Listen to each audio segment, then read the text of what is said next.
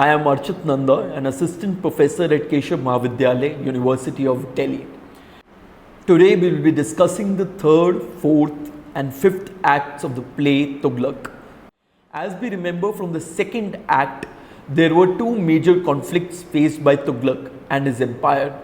On the one hand, there was a revolt against Tughlaq from the outskirts of the kingdom, led by his own courtier Ain-e-Mulk, who had betrayed him and now had decided to rebel against him. Now Ain-e-Mulk is standing outside on the outskirts of Delhi with a bigger army than Tughlaq has on his own. And the first conflict that Tughlaq has to deal with is the conflict of Ain-e-Mulk. But that's not the only thing. The second thing that Tughlaq faces at this moment is the internal revolt, the internal rebellion sparked by the speeches of Sheikh Imamuddin.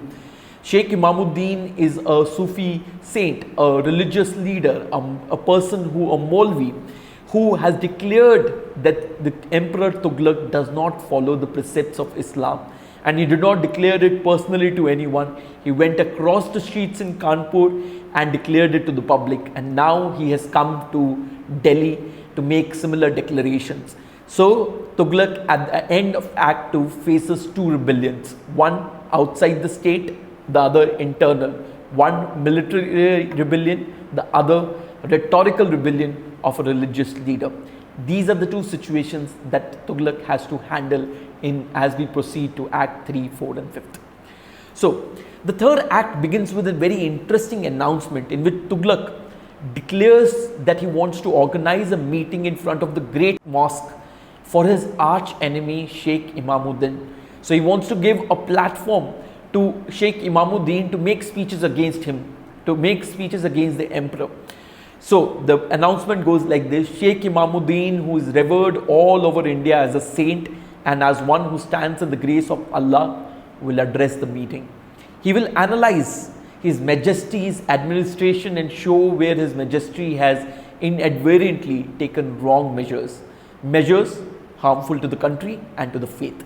His Majesty himself will be present at the meeting to seek direction from the revered saint, and the citizens of Delhi are requested to attend the meeting in large numbers and do likewise. This seems like a strange political ploy where the king offers his enemy a stage to openly criticize his own regime. He gives a platform so that the religious leader can openly speak against the emperor himself. And not only does he offer the stage, he says that I will be present at that moment to listen to my own criticism. The irony is further emphasized by the fact that not a single citizen of the state of New Delhi attends the meeting. When finally the meeting is held in front of the great mosque, everyone ignores the proclamation and nobody turns up for the meeting. Not a single individual from the entire regime, entire empire. In the absence of the public, it is only the king and the sheikh, the ruler and the saint, who confront each other in front of the mosque. It is only these two individuals, the ruler and the saint, the king and the sheikh, who have a conversation in front of the mosque, because the public completely boycotts the meeting. The conversation between the king and the sheikh can be divided into two parts. One part of the conversation is about idealistic matters about religion and state, while the other part focuses on matters of real politics, about how to govern and use power. In terms of ideas, the primary difference lies in the way the sultan and the sheikh look at the precepts of Islam. While Sheikh Imamuddin believes that the precepts of Islam should act as the foundation in all matters of the state, whereas the king has put the leaders of the religion, the Sayyids and the Ulama, behind prison bars. So the complaint that the sheikh has is twofold: that the emperor does not follow Islam in all matters of the state, and secondly, he has arrested some of the religious leaders and put them behind bars. The sheikh urges the king to become a leading light of Islam. For instance, he states, the Arabs spread Islam around the world and they struggled and fought for it for 700 years. They are tired now, limp and exhausted, but their work must continue and we need someone to take the lead.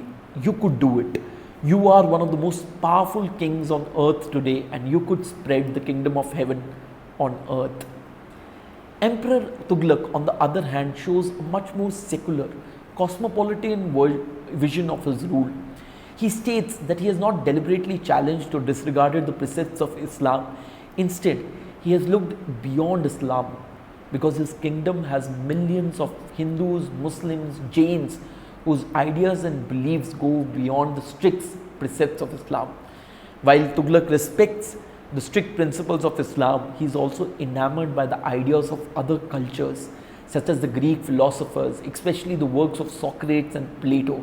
He further eulogizes their contribution by stating, "I still remember the days when I read the Greeks, Socrates, who took poison so he could give the world the drink of gods, Aflatun, who condemned poets and wrote incomparably beautiful poetry himself, and I can still feel the thrill with which I found a new world, a world I had not found in the Arabs or even in the Quran."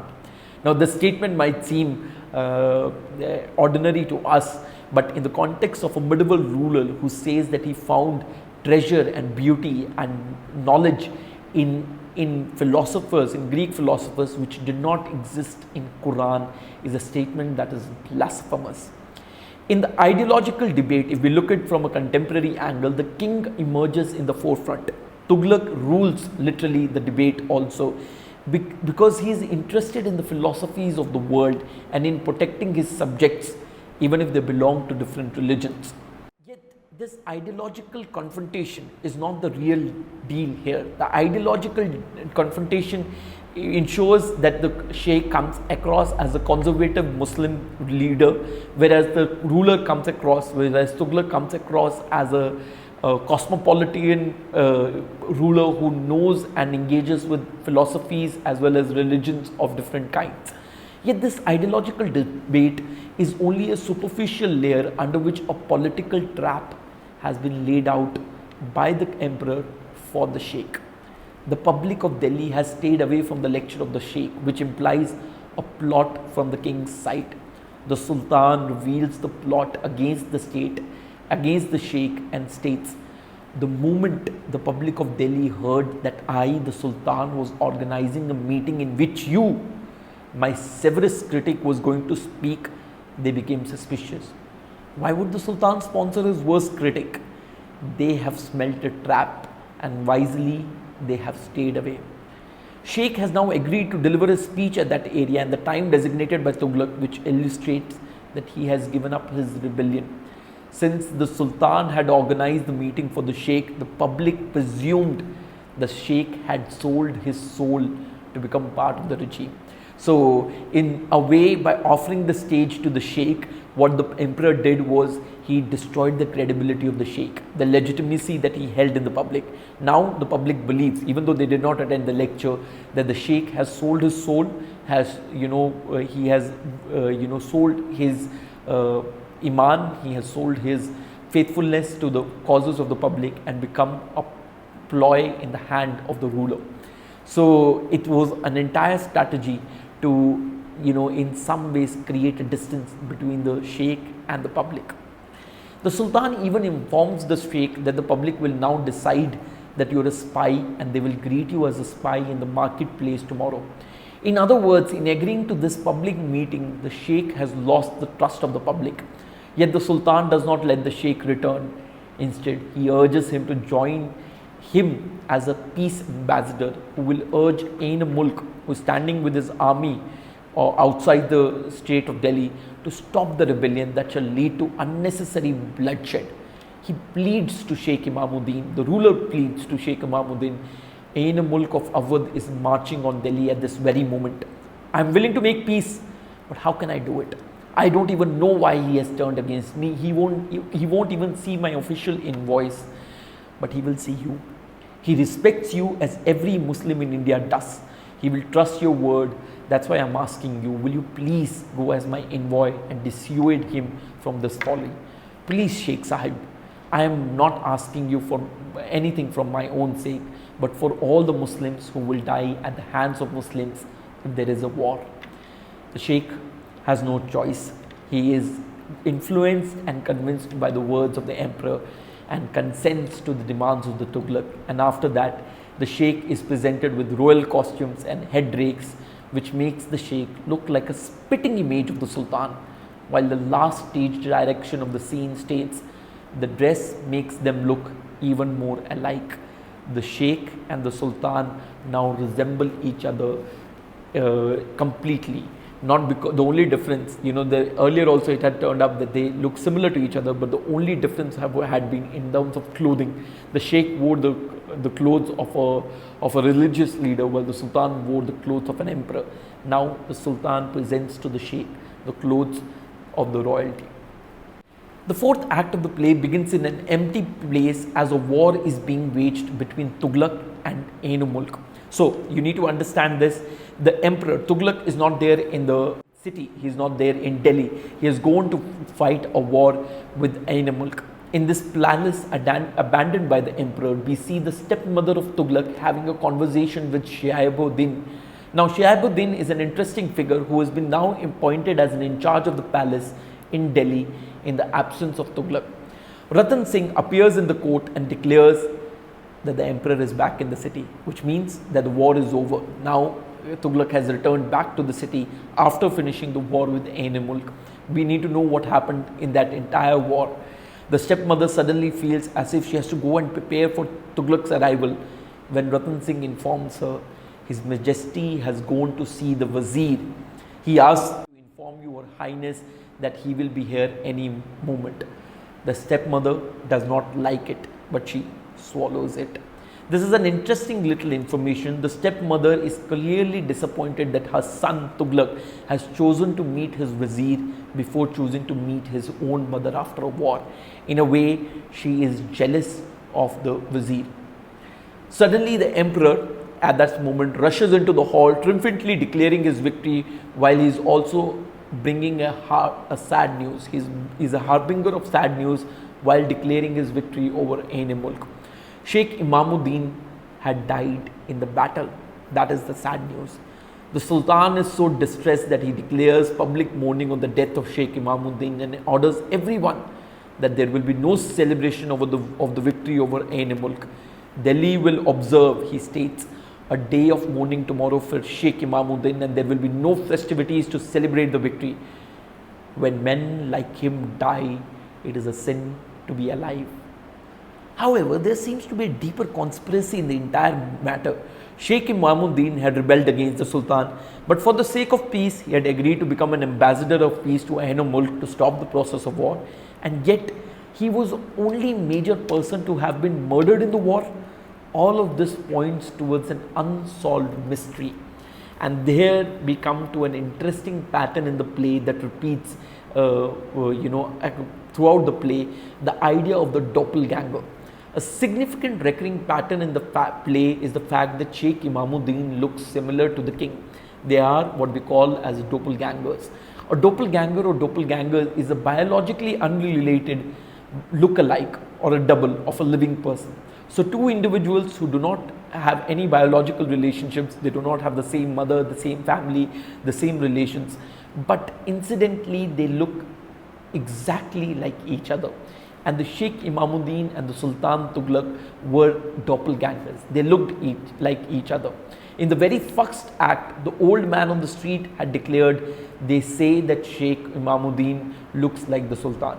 Even when Tughlaq had asked for a solution for Sheikh's rhetorical rebellion against the Sultan, Najib, his courtier, had stated, I can't think of anything now, Your Majesty, except that the Sheikh has a striking resemblance to you.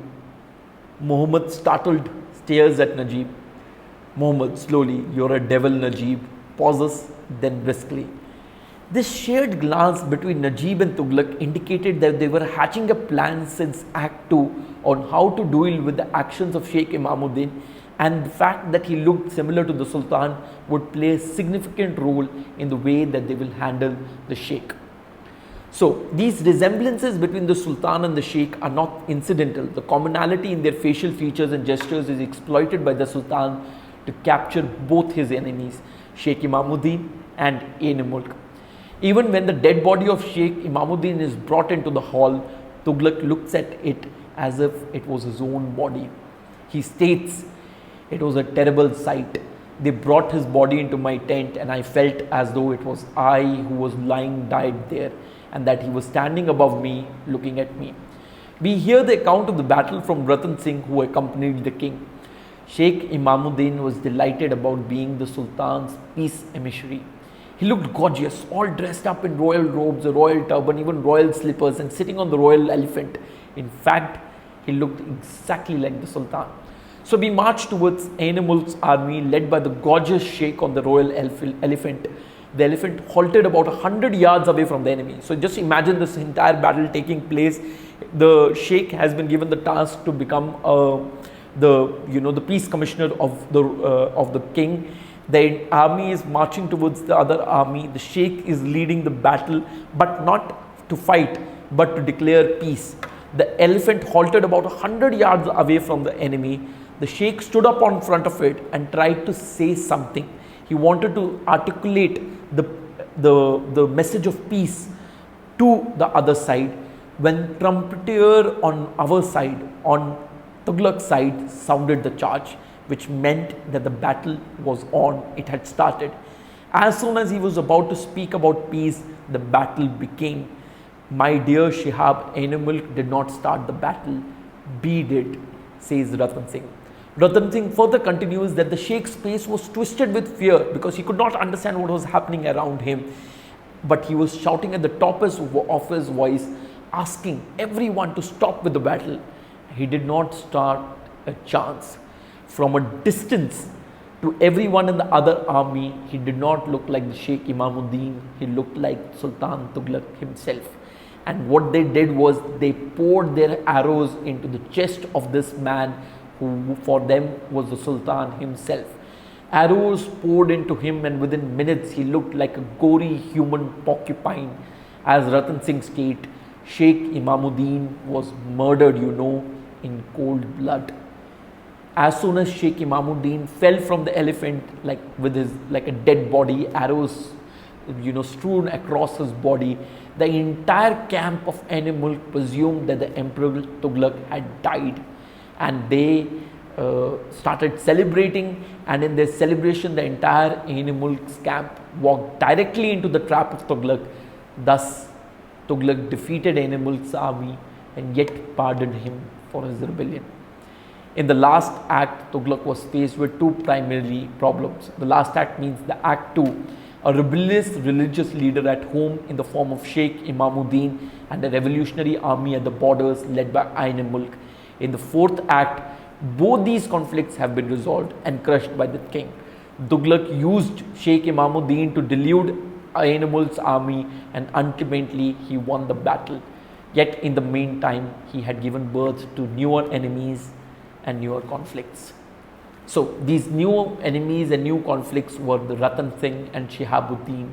The manipulation and the crimes of the Sultan, especially the murder of Sheikh Imamuddin, had been witnessed by Ratan Singh, who was forced to lead the battle and consequently put his life at utmost risk. He has emerged now, at least it seems to us, as the new enemy of Tughlaq. He further narrates the entire incident to his friend Shihabuddin and convinces him to join a secret meeting of the amirs of the city, the rich people of Delhi, who are planning a rebellion against the Sultan. As always, there are more secrets hidden in the heart of these characters than are revealed openly.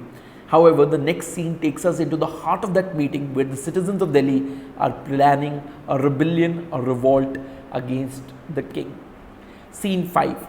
The next scene of the play is set in a house in Delhi, where the Amirs have gathered along with Sayyids Shihabuddin and Ratan Singh to hatch a plan to stop the atrocities of the king. Shihabuddin is still loyal to Tughlaq. He has been forcefully brought here by Ratan Singh. So Shihabuddin, as you know, was appointed from outside the state when the emperor had gone on to war. He is still confused whether he should go against Tughlaq or not. He is not completely convinced. He has heard how Imamuddin was murdered. He has heard how the battle was won. But he still trusts the emperor to a certain extent. And the Amirs present give him various reasons for their opposition to the king. On the one hand, the move to Dolatabad has completely shaken the Amirs of Delhi. In the very first act, Tughlaq had declared that the capital will move from Delhi to Dolatabad. That is something that has taken the ground away from their feet. Why, as the Amir, one of the Amir says, why is he taking us to Dolatabad? Have you wondered about that? I will tell you. He wants to weaken the Amirs. You see, we are strong in Delhi. This is where we belong. But Dolatabad is a Hindu city and we will be helpless there. We will have to lick his feet.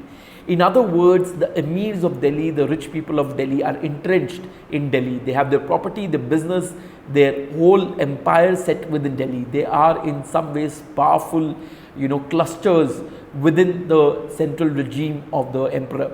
And now by making them forcefully migrate from Delhi to Dolatabad, he is going to in some ways weaken their presence and their power. The Amirs complain about the taxes in Delhi that has been levied in all trades, even gambling. One of them even argues that the king should levy jizya tax on Hindus in front of Ratan Singh, who belongs to the Hindu community. Now, this is a very interesting moment. Shihabuddin and Ratan Singh are two dear friends. Now, one of the Amirs is complaining against the king, and what does he complain against? That the Hindus are not charged taxes, excessive taxes, as it is mentioned in the Quran. Shihabuddin is not convinced by these reasons and is even annoyed by the selfishness of these rich people and declares that they do not deserve to kiss the hem of the Sultan's dress. He is primarily provoked by the fact that they are biased and want a new tax to be instituted for Hindus, and they state this openly in front of Ratan Singh, who is a Hindu. So, this is the way in which Shihabuddin is slowly convinced by both the Amirs as well as the sheikhs present in the meeting. Shihabuddin is convinced to rebel against the king because of the following three things. Firstly, he sees an old, very, very old, fragile sheikh or a religious leader named Shamsuddin Tajur-Darfim, a highly respected holy saint among the crowd of Amirs, who urges him to join the rebellion against the king. The sheikh informs Shihabuddin about the atrocities of Tughlaq, who has imprisoned the religious leaders of Islam, or they have run away from the kingdom in a self-imposed exile. As he states with emphasis, haven't you heard what's happening to the leaders of Islam today? Sheikh Haidari is in prison, Sheikh Hood is in exile.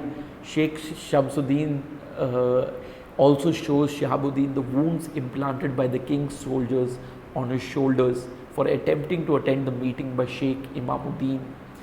The play here works like an ever-evolving puzzle game, where some elements fit into each other as we move from one scene to another. An element introduced in the initial scene finds its explanation in a scene that appears much later in the play. In this scene, we realize how Sheikh Imamuddin was fooled in Delhi with the claim that he can openly present his ideas to the public of Delhi in front of the great mosque. While the official order stated that the citizens of Delhi should attend the meeting of the Sheikh Imamuddin, the soldiers of the state ensured that no one participated in the meeting. Every person who sought to move towards the mosque was ruthlessly beaten up by the soldiers of the king. Shihabuddin, and one of the persons who wanted to attend the meeting was this old Sheikh Tajuruddin, and he was brutally beaten up by the police as he tried to go for the meeting by the Sheikh Imamuddin. Shihabuddin is convinced to rebel against the king because of his friend Ratan Singh, who openly declares, even my infidel blood boils when I think of Sheikh Imamuddin and Sheikh Shamsuddin here. You accuse the people of Delhi of cowardice, and yet you won't raise a finger to correct an obvious wrong.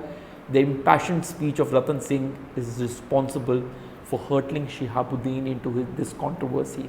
And then Ratan Singh emerges as an enigmatic figure in the play. The enigma of Ratan Singh, again a puzzle that will unravel slowly.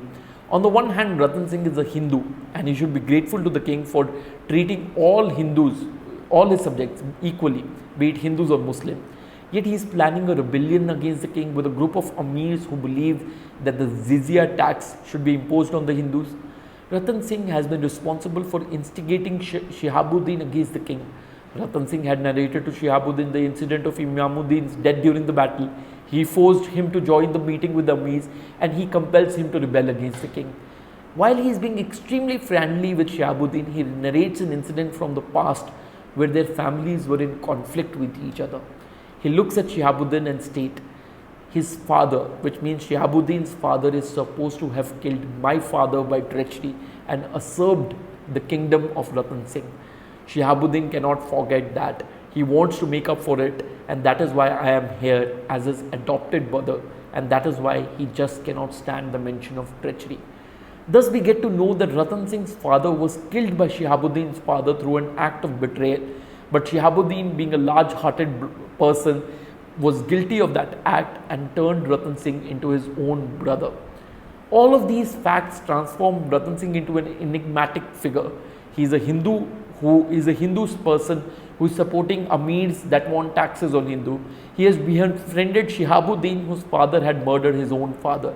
In other words, at the end of the scene, he remains an unsolved puzzle.